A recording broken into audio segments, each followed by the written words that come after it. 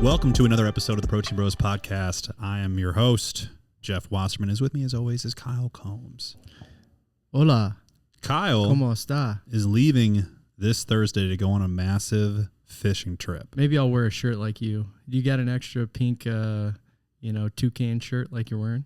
I hope.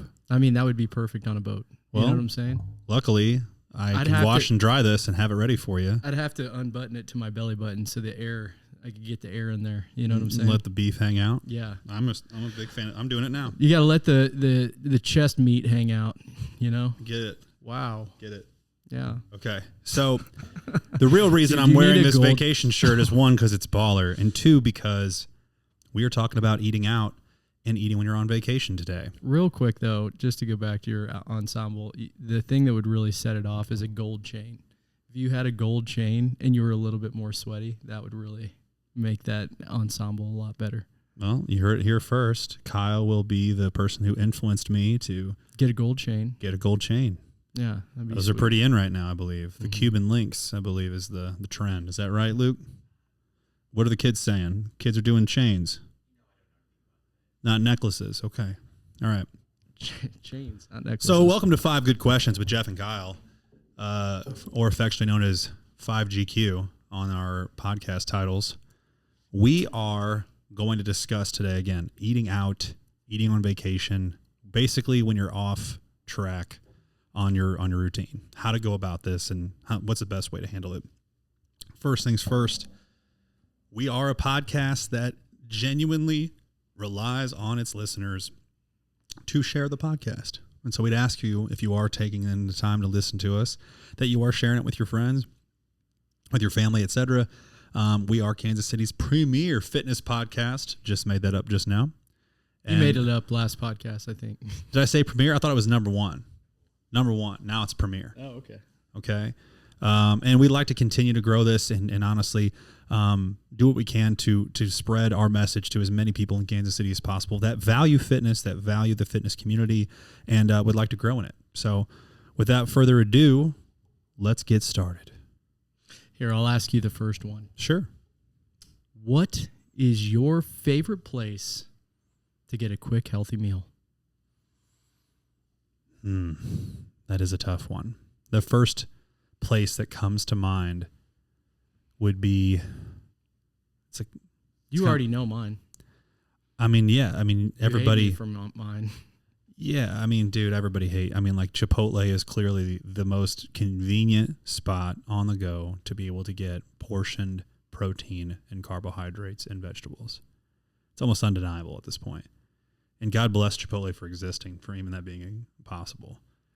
Here's my thing. I think Chipotle just has to be it. I mean, it's just the most convenient. You absolutely know what you're getting. You absolutely know what the macros are. It's got to be the best. Here would be my advice with Chipotle, though, and where I see a lot of people go wrong with Chipotle if they're trying to watch the amount of calories. So if this is somebody who is trying to lose body fat, so if I go to Chipotle, I ask for a half serving of rice, because if you get a full serving of rice, they're going to fill up the entire bottom of that bowl, which if you are somebody who's measured rice before or counted macros before, you will know that is just literally 3 times the amount of macros that they're supposed to be giving you, 3 times the amount of carbohydrates they're supposed to be giving you.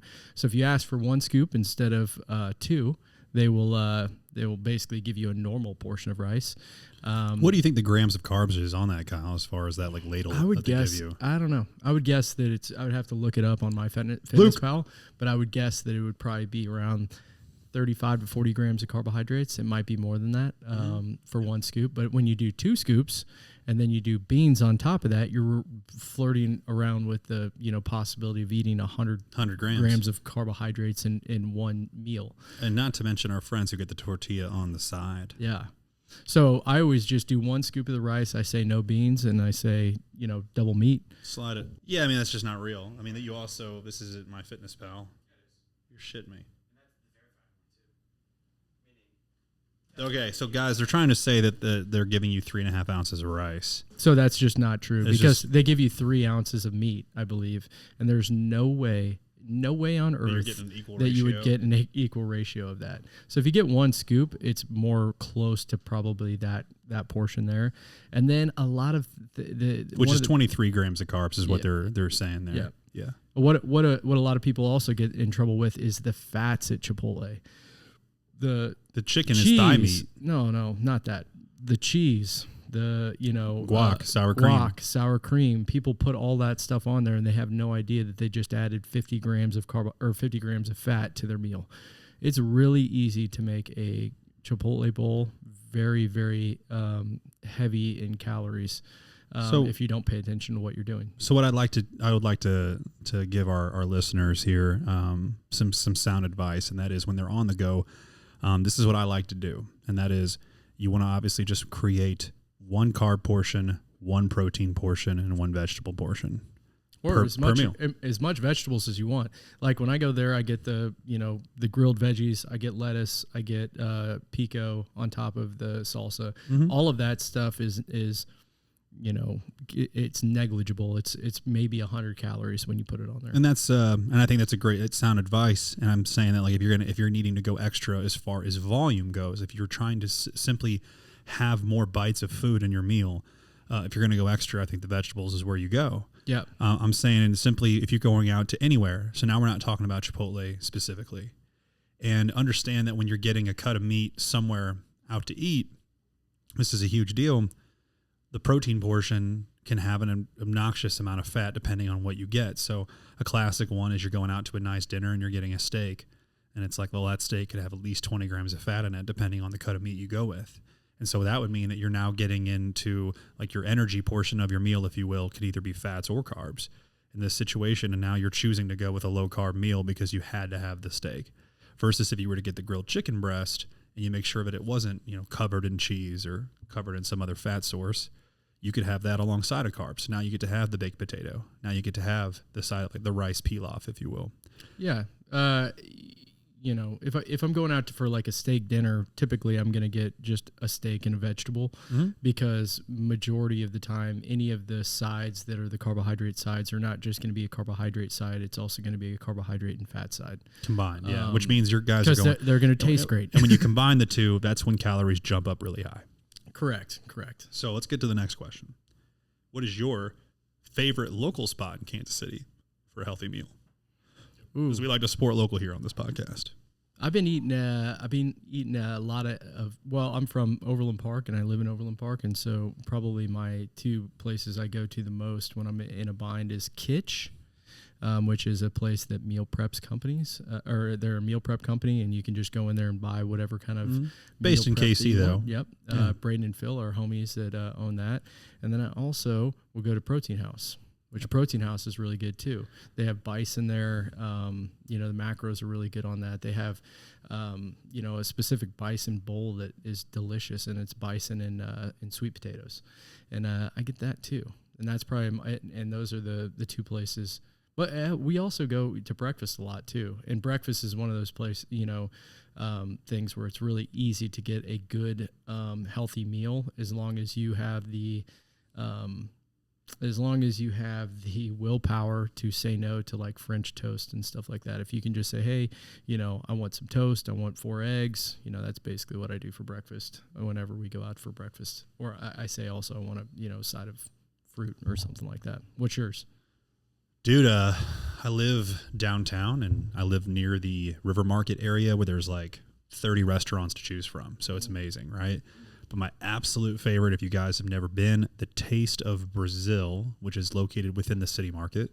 Let's go. Is that a shave off the thing steakhouse? It's not a Brazil steakhouse. Oh. This is small. These are all small joints right here inside the city market. We're talking like less than 1,000 square feet spaces.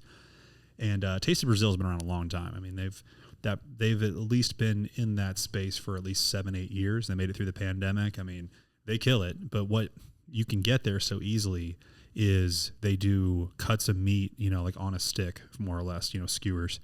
But my favorite, I believe, is like the number 11, and that is just a straight up sirloin steak, cooked Brazilian style, if you will. Has a really thin cut to it, and then it comes with a side of chimichurri sauce and like 4 pieces of like toasted bread, if you will. And I just swap that out for their salad. And so, yeah, and it's phenomenal. Like, it's incredible, and it's quick. A chimichurri sauce, pretty much the best sauce there is. I mean, might you are be Jeff 200 Saucerman. Yeah, 200 calories probably in the chimichurri sauce alone. A lot of olive oil in it. You got to dip the fork in there first, but it is Flavor Town. I mean, it is incredible. Wow, Flavor Town. Yeah. I didn't know. Yeah, now you do. Now That's why we have this podcast. What's the next question? Next question. If you have an event going on, you have maybe, let's say, something for your family. Maybe it's a holiday and you're dieting. Do you bring your food to the event, and how do you do it if you decide to do it? It's a great question. Times where this has happened to me, if I'm in the middle of, let's say, like a hardcore cut, or I'm just, specifically trying to follow a very specific plan. Maybe 75 hard or something. Sure. Something like that. You just have to obviously plan it ahead in the sense of knowing what's going to be available there, right? My family's super supportive. They typically ask me what kind of foods would I like to have at the house I'm going to visit them. If this is out of your control, like you're going to a wedding or something like that, I have been to many weddings in the fitness industry where someone's bringing the soft cooler, you know what I mean, on the side. And that's cool, honestly. I think that's the move, honestly, is that you just know exactly what you need to have to stay on plan and make sure you have that ready to go. And I think it's really a case-by-case basis. It's difficult to really, define that as, like, this is how you have to do it. But know what your resources are available to you, as in, does this place going to have a microwave? That's an important call, Are you able to bring a cooler? You know what I mean? Is that something where you're actually allowed to bring one? Mm-hmm. There might be a place where, it doesn't make sense for you to bring anything else outside of yourself. And so, yeah, weigh those options and do what's best for your routine and for your plan. And then I think that really segues well into the next question, but I'd love to hear your thoughts on that. Well, my thoughts are, for the most part, as long as you're not doing a bodybuilding show, it's hard for me to, at this juncture in my life and having gone through so many different things, I really think that for the most part, if you're, depending on what it is, so let's say it's Thanksgiving, for most people, as long as you're not dieting for a bodybuilding show, I would just give them the advice of, like, hey, chill out. Eat Thanksgiving with your family, enjoy being with your family, and tomorrow, on Friday when you wake up, pick up where you left off. Because now that I'm so experienced in the fitness industry, I realize that it's about being able to be consistent over a long period of time more than it is about being perfect.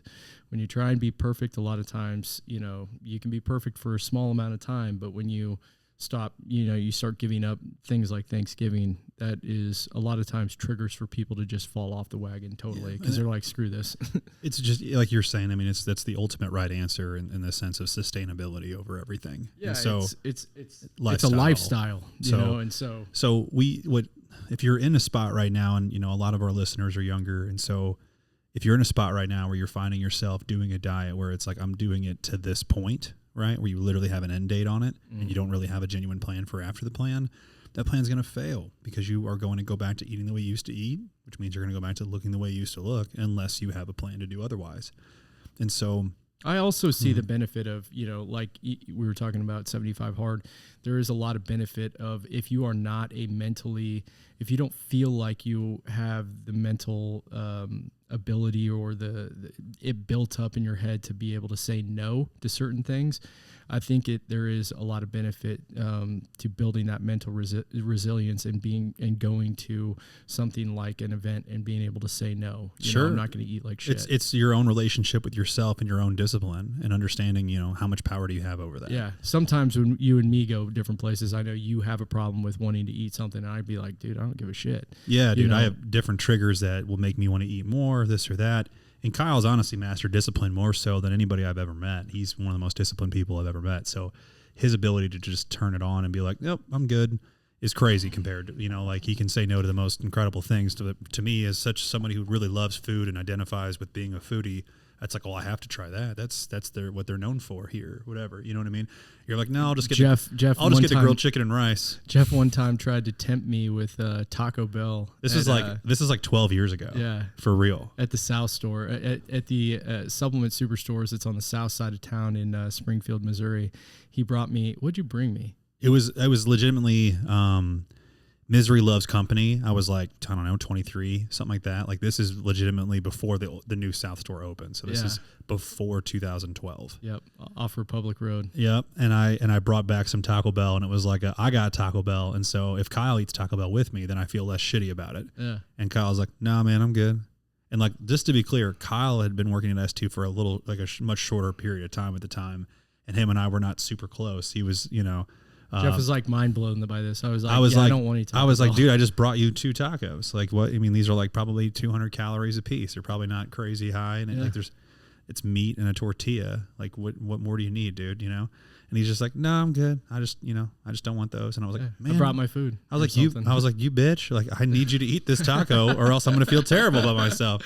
And I was like, and here's the thing, guys, this is the ultimate. And this is the best piece of advice I can give for anybody who is trying to follow a better plan or treat themselves better, especially in the workplace. If somebody ever asks you if you want food, okay, like we're talking when people bring food for the break room, like donuts, the candies, the desserts, whatever, you simply just have to say, oh yeah, those look awesome. I'm just not hungry right now, or I'm not feeling good. I'm feeling sick. I'm good. I'll definitely have one later, and just like leave it alone.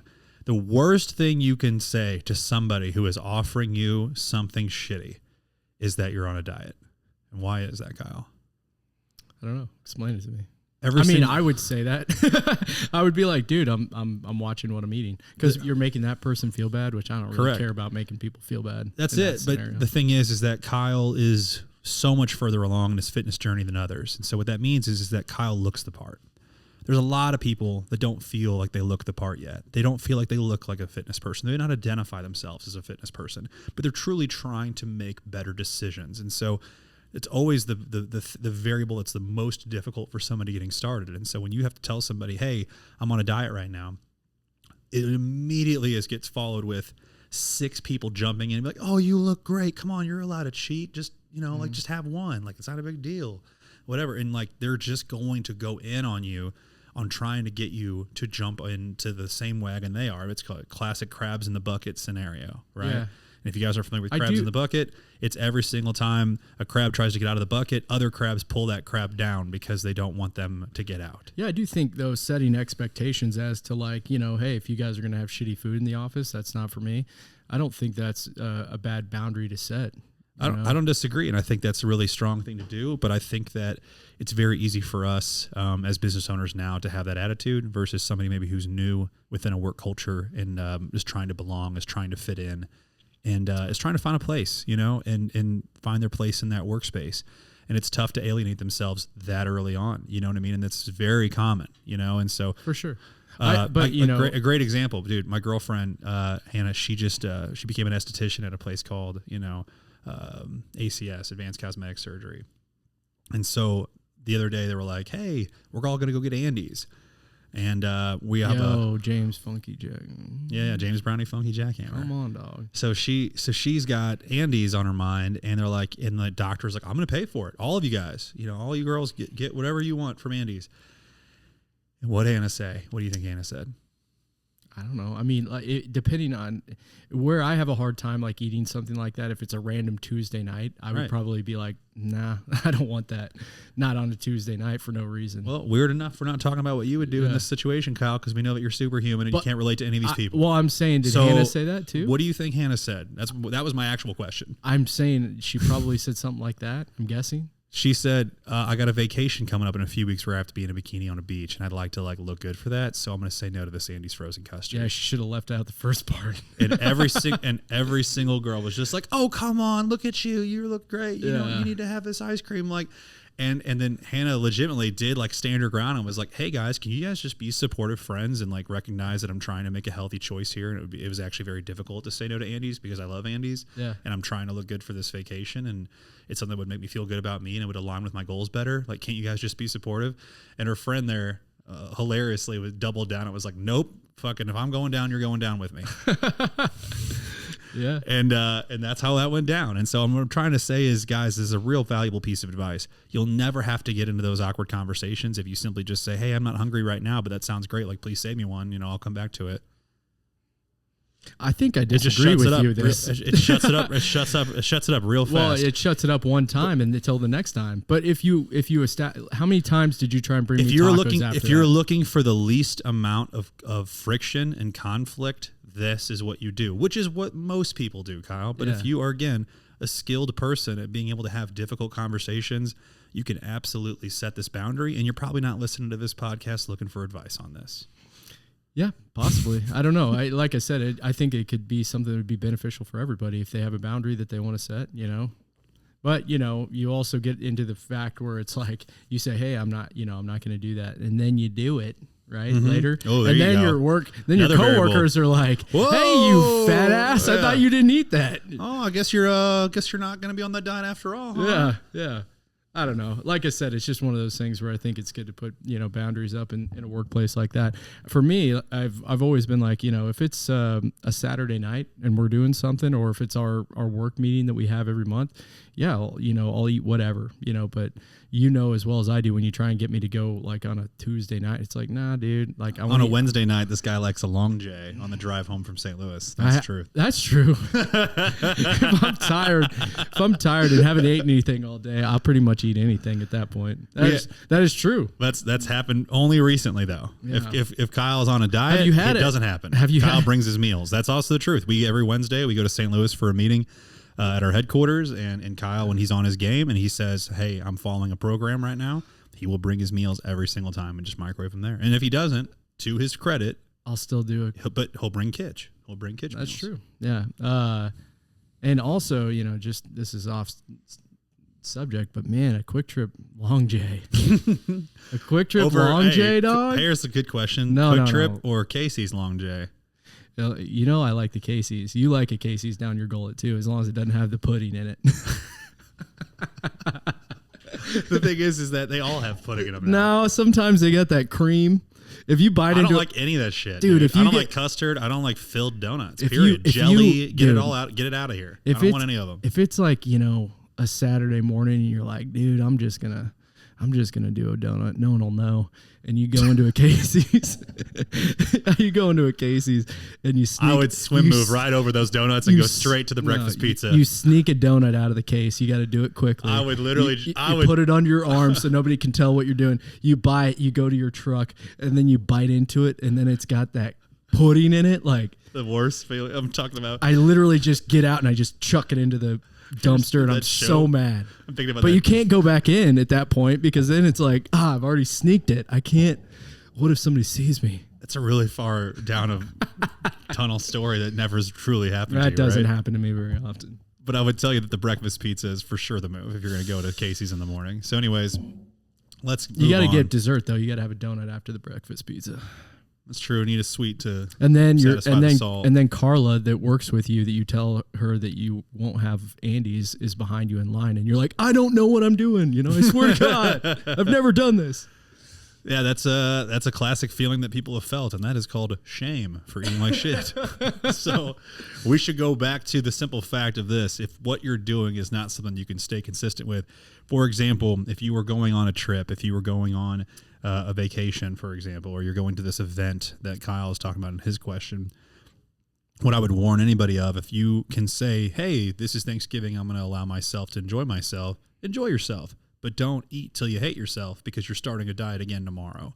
Yeah, I also think when you say enjoy yourself, I look at eat till you're still comfortable. I just enjoy the experience.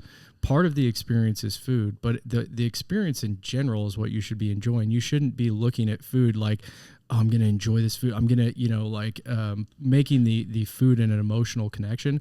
It's just part of the overall experience. That's when people get into trouble, is when they start looking at food in such an emotional way, I guess is the only way. It's an experience because it can help you. I would say for me, someone who has struggled a lot with overeating, it would be disassociating. Right. So I'm using food to keep yourself numb to whatever it is that you don't want to mess with or deal with, or you've had a long day, you reward yourself with it. That's the emotional connection. That's so classic. Is like, had a really bad day. You know what would make me feel good? Had a really good day. You know what I want to celebrate with?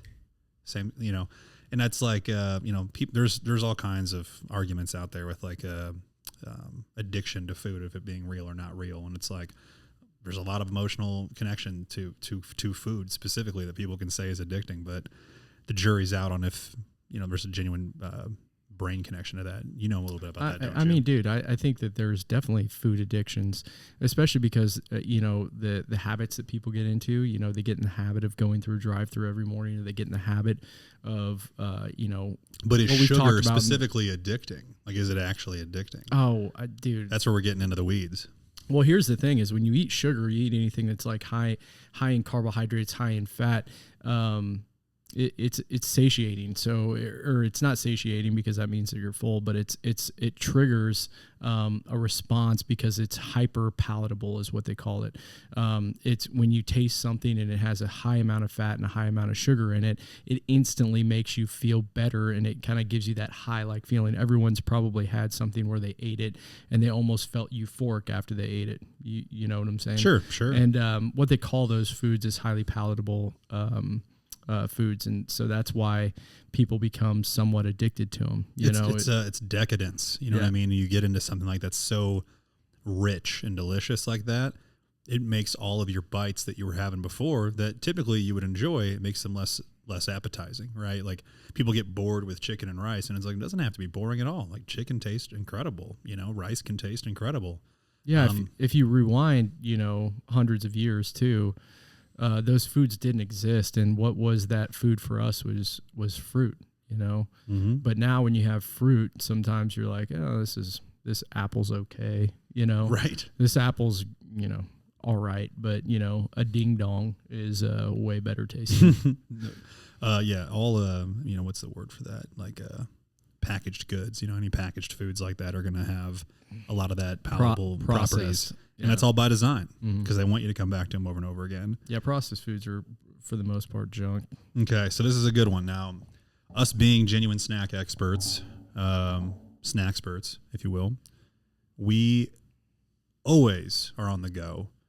What is your go-to snack type items to have with you currently? We've tried a lot of them. Yeah, I mean, I just eat protein bars. I mean, the other day when we went to St. Louis, I grabbed a level 1 bar, and that's what I ate midday. What I'll specific also do flavor? protein shakes. The chocolate chip cookie dough is so good. But protein shakes are what I usually do if I'm home. I do 2 scoops of Carbon Fire Element red velvet cake, and I'll do a package of oatmeal in there. And yeah, that's pretty much what I do for snacks, or if I'm on the go. I know that you're gonna think that's boring.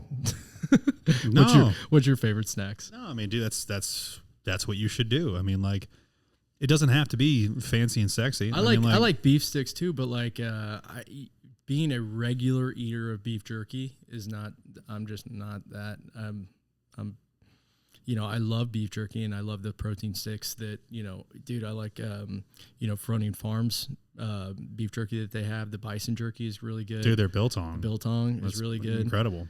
So I would eat that too. And if it was available to me, quickly, I would grab that and eat that. I'd eat First Form's. The thing is, I think that we don't, I think we both have a tendency to refrain from having a bunch of sweets.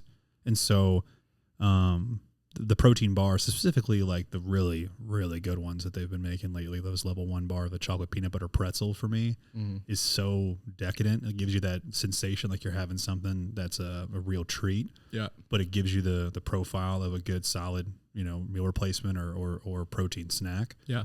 Those are the ones I go for because I don't typically get that sensation any other time throughout the day. You know what I mean? Like, I'm also a sucker for like the 100-calorie Halo Top ice cream bars. The fudge brownie ones, dude, they're so good, and they're 100 calories, and it gives me the sensation like I had a big thing of ice cream or something. You know what I mean? And they last a while. I think that's also something to talk about when you're buying a protein or a like healthy option of a snack item, right? Trying to have some kind of replacement for a sweet is how long does it take for you to eat it for real? Yeah. Because if I fly through 100-calorie bag of those, like, remember the joke? There's 9 terrible options for every good one, and that is like examples. They used to come out with those 100-calorie packs of, let's say, Oreo Thins or something like that, but they were like Oreo, like oyster crackers. I mean, they were just a joke. They weren't Oreos, and you get like 8 of them. You know what I mean? anything that you can only eat 2 or 3, 4 bites of, and that's supposed to be like your whole snack, like that's not going to leave you feeling satisfied. And so I look for, I used to hilariously, my phrase for this is hand to mouth ratio. How many times do I get to, chew and grab the food and actually eat it for me to feel like I actually had something worthwhile? So like 100-calorie popcorn is one of my favorites for snacks on the go because it lasts a long time. I also, the popcorn seasonings, you can change them up if you want to. You can throw caramel corn seasoning on it. You can throw kettle corn seasoning on it. And it's only 4 calories per serving on the seasonings. But yeah, those are all my favorites. The level 1 bars I think are the best for on the go that have a high level of protein. But to also your point on the meat sticks, I go with those. Seldom. I had one today actually, but because I'm getting meat all the time, it's every one of my meals typically is going to have a heavy load of meat in there, protein. And so I like to get, like I said, if I can get a protein source that tastes like a Snickers, it's just a nice change of pace. Yeah. And I mean, just to kind of quickly touch on what you were talking about with the, Oreo little snack things. Here's the truth. If depending on how you're dieting or how you're watching your diet, just have an Oreo, just have a couple Oreos and track them, and call it good. And this is like elementary at this point, but I think it needs to be said is like, take them out of the package and bring them to wherever it is that you're going to. I try to explain this to so many people in the stores. Do not eat unless you're sitting down in a space. Like you're sitting down, enjoying the food and taking it one bite at a time. You can get so carried away going into the pantry and having 1 or 2 Oreos while you're standing there deciding what you want to eat. Yeah, no. You need to, for anybody who's dieting or tracking their macros, they need to plug their macros in before they eat it, and then they need to put it on a plate and take it and eat it. One of my favorite tips was by our buddy Will Grumke. He likes, for example, if he's going to have like a Reese's cup and he knows he wants one like that, he starts his day programming it into his calories to start the day. Yeah. Without having it, he knows he's going to eat it later and he knows he wants it. So he's going to literally start his day with that into his program. So he just knows that he has to balance the rest of the day on that. For sure. Yeah. Which is the ultimate. And so that leads us really easily to our last question. And that is, we talked about events. We talked about being on the go. And this is just kind of an evolution, guys. Excuse me, I'm drinking Coke Zero when it makes you burp. So imagine. Gives you cancer. Probably. So start off the day with you're on the go and you need something because life happened, you didn't have anything handy, so you had to go to like a local, a fast food space or a Chipotle like we talked about. Then we revolved from there to, what do you do when you're just on the go? Then what do you do when you're just, you're going to an event where maybe you're not in control of what's being served, right? And now we're going this all the way to the end to now we're going to go on like a week-long vacation. Yeah. Right? A week-long vacation, this is no longer just a 1-meal event. This is 21 meals ideally, right? How do you go out handling that without getting so stressed out? Because a lot of people were dieting pretty hard to get to this vacation. And I think the number one thing that we'll notice here is that when you diet down for a trip, you find yourself going back to your terrible habits to start off the trip. And by day 1 or 2, you're feeling bloated and terrible. And now you're, feeling shame, so on and so forth. How do we get that from happening? Yeah, my advice would be, one, I always tell people if you're going on vacation, enjoy your vacation, right? You shouldn't go on a vacation and feel like you're having to, unless you're dieting for a bodybuilding show or there's some specific high level reason that you would be doing it. You shouldn't be counting your macros everywhere. You shouldn't be traveling, or trying to stick to a specific meal plan, in my opinion. Things that have helped me is when you go on vacation is being active in the morning. Being active in the morning usually helps me set the right frame of mind for how I should be the rest of the day. If I wake up and I eat like a piece of shit and then I don't do anything, active, then it's easier for me to snowball the rest of my day into being a piece of shit. If I get up and I be active, I'm typically going to make better choices and eat healthy as far as breakfast and lunch. And then, when it comes to dinner time, I'll have whatever I want. We could do an entire podcast on how to really go about this because there's so many different dynamics. And that starts with, who are you vacationing with, right?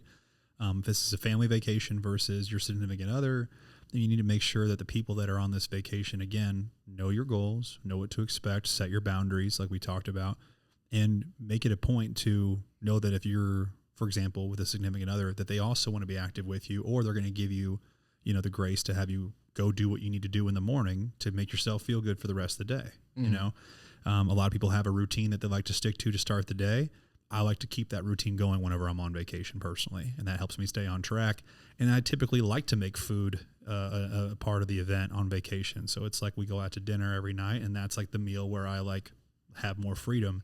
But for breakfast and lunch, it's like I'm still on plan 100% in the sense of eating healthy meals or healthy choices that make me feel good day in and day out. Yeah, I think really it's, when I say be active in the morning, I'm not saying get up and do an hour-long workout. No. Go out for a walk. Go grab a coffee. Do something that is relatively active. Get your heart rate up.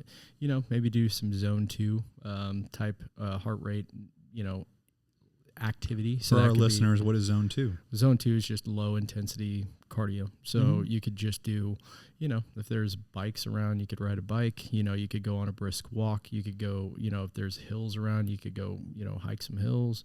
There's lots of different things you could do. But I think that sets the frame of mind, and allows you to, make better choices throughout the day. Just being intentional with your health to start the day is going to continue to make you feel those better choices. And I think to back on up, before you go on vacation, you shouldn't have dieted to the point where you go on vacation and you just become gluttonous, right?